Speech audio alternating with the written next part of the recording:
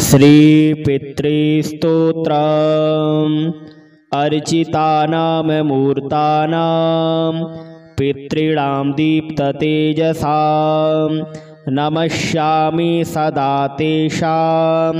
ध्यानिनां दिव्यचक्षुषाम् इन्द्रादीनां च नेतारो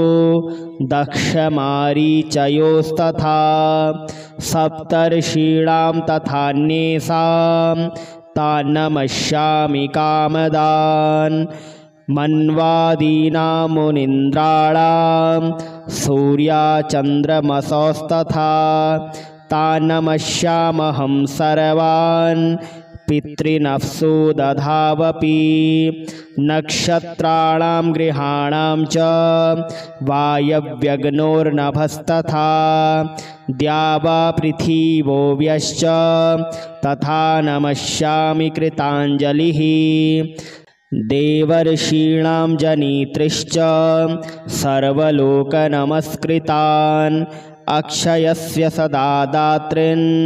नमस्येऽहं कृताञ्जलिः प्रजापतेः कश्यपाय सोमाय वरुणाय च योगेश्वरेभ्यश्च सदा नमस्यामि कृताञ्जलिः नमो गणेभ्यः सप्तभ्यस्तथा लोकेषु सप्तसु स्वयंभुवे नमस्यामि ब्रह्मणे योगचक्षुषे सोमाधारान् पितृगणान् योगमूर्तिर्धरास्तथा नमस्यामि तथा सोमं पितरं जगतामहम् अग्निरूपास्तथैवान्यान् नमस्यामि पितॄनः अग्निसोममयं विश्वं यत एतदशेषतः ये तु तेजसि ये चैते सोमसूर्याग्निमूर्तयः जगत्स्वरूपिणश्चैव तथा ब्रह्मस्वरूपिणः तेभ्योऽखिलेभ्यो योगिभ्यः पितृभ्यो यतमानसः नमो नमो नमस्ते मे प्रसीदन्तु स्वधाभुजः अर्चितानां मूर्तानां पितॄणां दीप्ततेजसां नमस्यामि सदा तेषां ध्यानिनां दिव्यचक्षुषाम् इन्द्रादीनां च नेतारो दक्षमारीचयोस्तथा सप्तर्षीणां तथान्येषां तान् नमस्यामि कामदान् मन्वादीनां मुनीन्द्राणां सूर्याचन्द्रमसोस्तथा तान् नमस्यामहं सर्वान् पितृनफसो दधावपि नक्षत्राणां ग्रहाणां च वायव्यग्नोर्नभस्तथा द्यावा पृथिवोऽव्यश्च तथा नमस्यामि कृताञ्जलिः देवर्षीणां जनित्रीश्च सर्वलोकनमस्कृतान् अक्षयस्य सदा दातॄन् नमस्येऽहं कृताञ्जलिः प्रजापतेः कश्यपाय सोमाय वरुणाय च योगेश्वरेभ्यश्च सदा नमस्यामि कृताञ्जलिः नमो गणेभ्यः सप्तभ्यस्तथा लोकेषु सप्तसु स्वयंभुवे नमस्यामि ब्रह्मणे योगचक्षुषे सोमाधारान् पितृगणान् योगमूर्तिर्धरास्तथा नमस्यामि तथा सोमं पितरं जगतामहम् अग्निरूपास्तथैवान्यान् नमस्यामि पितॄनः अग्निसोममयं विश्वं यत एतदशेषतः ये तु तेजसि ये चैते सोमसूर्याग्निमूर्तयः जगत्स्वरूपिणश्चैव तथा ब्रह्मस्वरूपिणः तेभ्योऽखिलेभ्यो योगिभ्यः पितृभ्यो यतमानसः नमो नमो नमस्ते मे प्रसीदन्तु स्वधाभुजः अर्चितानां मूर्तानां पितॄणां दीप्ततेजसां नमस्यामि सदा तेषां ध्यानिनां दिव्यचक्षुषाम् इन्द्रादीनां च नेतारो दक्षमारीचयोस्तथा सप्तर्षीणां तथान्येषां तान् नमस्यामि कामदान् मन्वादीनां मुनीन्द्राणां सूर्याचन्द्रमसोस्तथा तान् नमस्यामहं सर्वान् पितृनफ्सो दधावपि नक्षत्राणां ग्रहाणां च वायव्यग्नोर्नभस्तथा द्यावा पृथिवोऽव्यश्च तथा नमस्यामि कृताञ्जलिः देवर्षीणां जनित्रीश्च सर्वलोकनमस्कृतान् अक्षयस्य सदा दातॄन् नमस्येऽहं कृताञ्जलिः प्रजापतेः कश्यपाय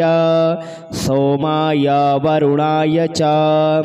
योगेश्वरेभ्यश्च सदा नमस्यामि कृताञ्जलिः नमो गणेभ्यः सप्तभ्यस्तथा लोकेषु सप्तसु स्वयंभुवे नमस्यामि ब्रह्मणे योगचक्षुषे सोमाधारान् पितृगणान् योगमूर्तिर्धरास्तथा नमस्यामि तथा सोमं पितरं जगतामहम् अग्निरूपास्तथैवान्यान् नमस्यामि पितॄनः अग्निसोममयं विश्वं यत् एतदशेषतः ये तु तेजसि ये चैते सोमसूर्याग्निमूर्तयः जगत्स्वरूपिणश्चैव तथा ब्रह्मस्वरूपिणः तेभ्योऽखिलेभ्यो योगिभ्यः पितृभ्यो यतमानसः नमो नमो नमस्ते मे प्रसीदन्तु स्वधाभुजः अर्चितानां मूर्तानां पितॄणां दीप्ततेजसां नमस्यामि सदा तेषां ध्यानिनां दिव्यचक्षुषाम् इन्द्रादीनां च नेतारो दक्षमारीचयोस्तथा सप्तर्षीणां तथान्येषां तान् नमस्यामि कामदान् मन्वादीनां मुनीन्द्राणां सूर्याचन्द्रमसोस्तथा तान् नमस्यामहं सर्वान् पितृनफ्सो दधावपि नक्षत्राणां ग्रहाणां च वायव्यग्नोर्नभस्तथा द्यावा पृथिवोऽव्यश्च तथा नमस्यामि कृताञ्जलिः देवर्षीणां जनित्रीश्च सर्वलोकनमस्कृतान् अक्षयस्य सदा दातॄन् नमस्येऽहं कृताञ्जलिः प्रजापतेः कश्यपाय सोमाय वरुणाय च योगेश्वरेभ्यश्च सदा नमस्यामि कृताञ्जलिः नमो गणेभ्यः सप्तभ्यस्तथा लोकेषु सप्तसु स्वयंभुवे नमस्यामि ब्रह्मणे योगचक्षुषे सोमाधारान् पितृगणान् योगमूर्तिर्धरास्तथा नमस्यामि तथा सोमं पितरं जगतामहम् अग्निरूपास्तथैवान्यान् नमस्यामि पितॄनः अग्निसोममयं विश्वं यत् एतदशेषतः ये तु तेजसि ये चैते सोमसूर्याग्निमूर्तयः जगत्स्वरूपिणश्चैव तथा ब्रह्मस्वरूपिणः तेभ्योऽखिलेभ्यो योगिभ्यः पितृभ्यो यतमानसः नमो नमो नमस्ते मे प्रसीदन्तु स्वधाभुजः अर्चितानां मूर्तानां पितॄणां दीप्ततेजसां नमस्यामि सदा तेषां ध्यानिनां दिव्यचक्षुषाम् इन्द्रादीनां च नेतारो दक्षमारीचयोस्तथा सप्तर्षीणां तथान्येषां तान् नमस्यामि कामदान् मन्वादीनां मुनीन्द्राणां सूर्याचन्द्रमसोस्तथा तान् नमस्यामहं सर्वान् पितृनफ्सो दधावपि नक्षत्राणां ग्रहाणां च वायव्यग्नोर्नभस्तथा द्यावा पृथिवोऽव्यश्च तथा नमस्यामि कृताञ्जलिः देवर्षीणां जनित्रीश्च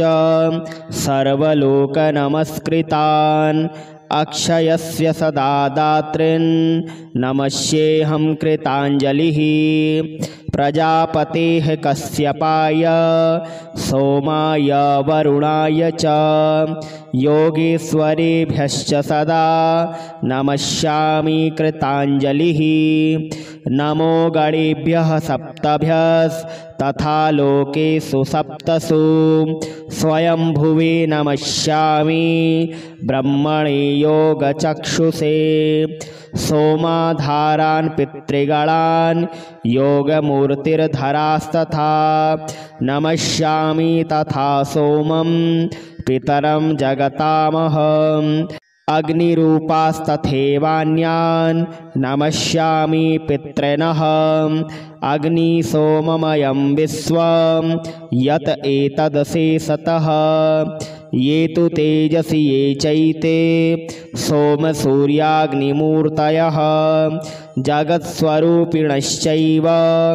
तथा ब्रह्मस्वरूपिणः तेभ्योऽखिलेभ्यो योगिभ्यः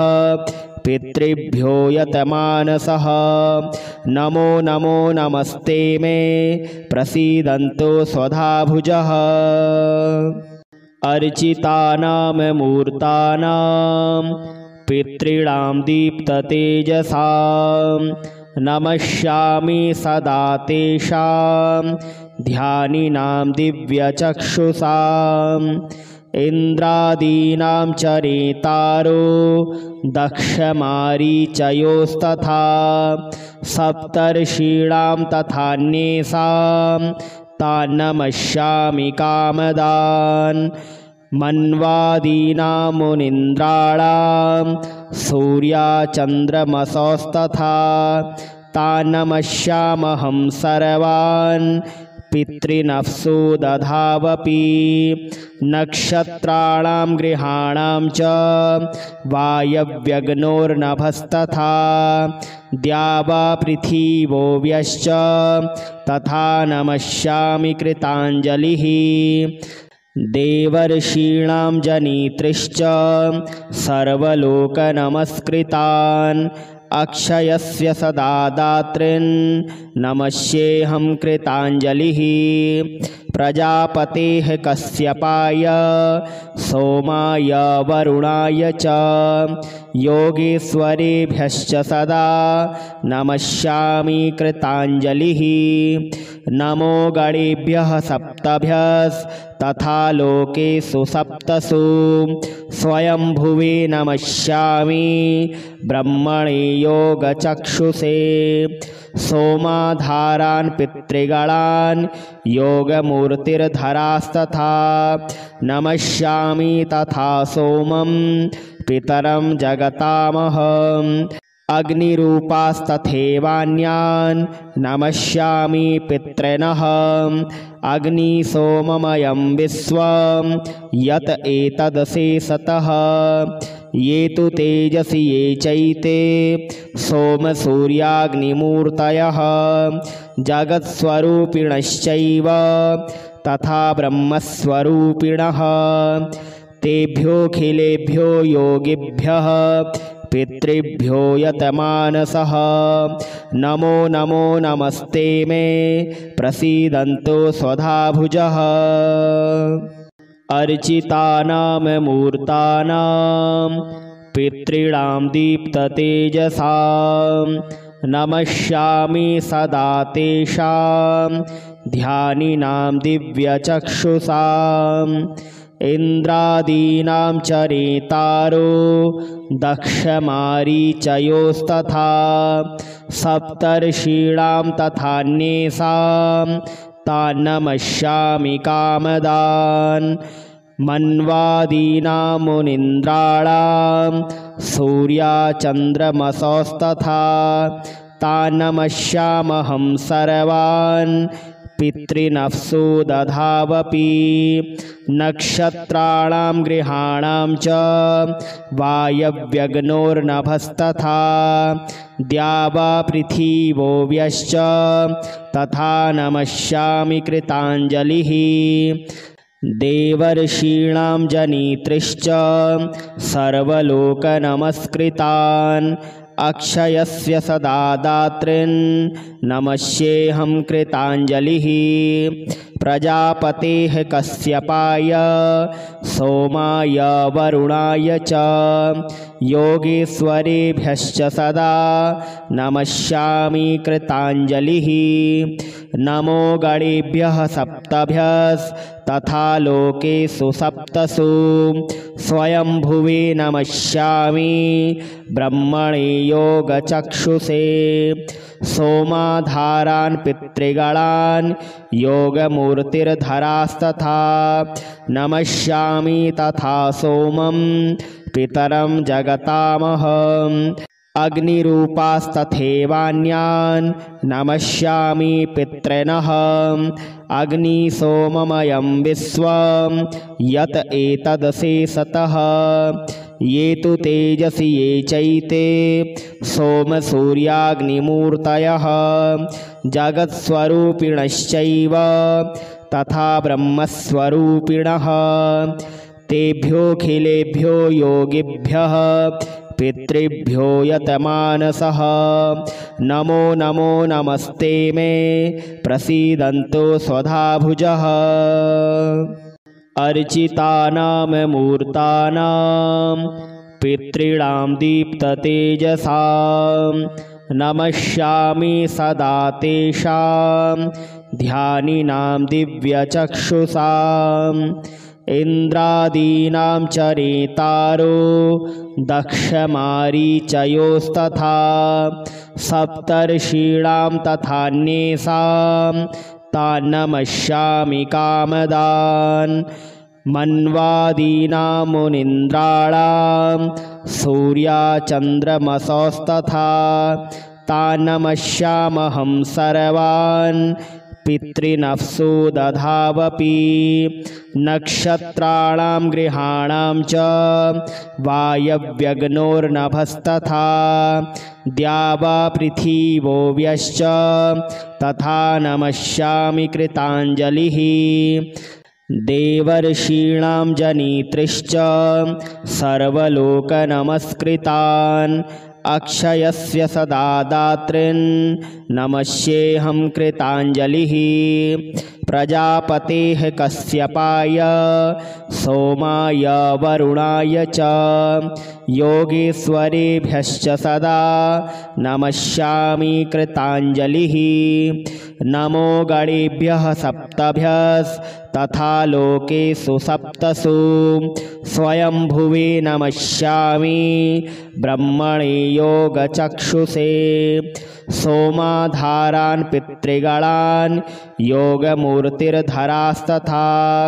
नमस्यामि तथा सोमं पितरं जगतामहम् अग्निरूपास्तथैवान्यान् नमस्यामि पितॄनः अग्निसोममयं विश्वं यत एतदशेषतः ये तु तेजसि ये चैते सोमसूर्याग्निमूर्तयः जगत्स्वरूपिणश्चैव तथा ब्रह्मस्वरूपिणः तेभ्योऽखिलेभ्यो योगिभ्यः पितृभ्यो यतमानसः नमो नमो नमस्ते मे प्रसीदन्तु स्वधाभुजः।